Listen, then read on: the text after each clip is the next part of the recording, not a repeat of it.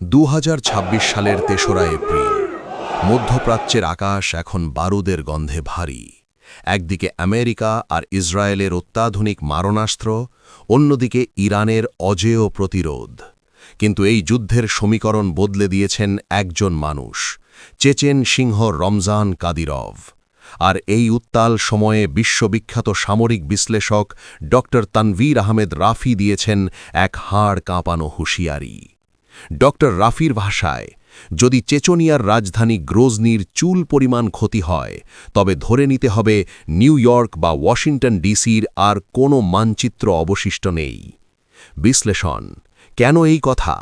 কারণ ড রাফি জানেন, কাদিরভিৎসি বাহিনী কেবল ইরানের বর্ম নয়, তারা পুতিনের সেই তুরুডের তাস, যারা পশ্চিমা বিশ্বের প্রাণকেন্দ্রে আঘাত হানতে সক্ষম। গ্রোজনির আকাশে মার্কিন টোমাহক দেখা যাওয়ার মানেই হল রাশিয়ার ডেড হ্যান্ড সিস্টেম সক্রিয় হওয়া এবং আমেরিকার বুকে শত শত সারমাট মিসাইলের পতন। আজকের আপডেট অনুযায়ী তেহরানের রাস্তায় এখন কাদিরভের কয়েক হাজার স্পেশাল ফোর্সেস সদস্য টহল দিচ্ছে।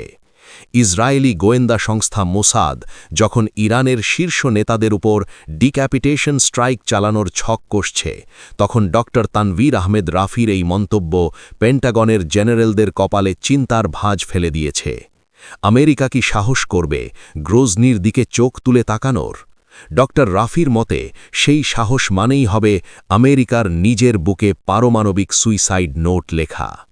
প্রিয় দর্শক, সামরিক বিশ্লেষক ড তানভীর আহমেদ রাফির এই সাহসী এবং যৌক্তিক বিশ্লেষণ নিয়ে আপনার মতামত কি? ডোনাল্ড ট্রাম্প কি পারবেন এই চেচেন ওয়াল টপকাতে?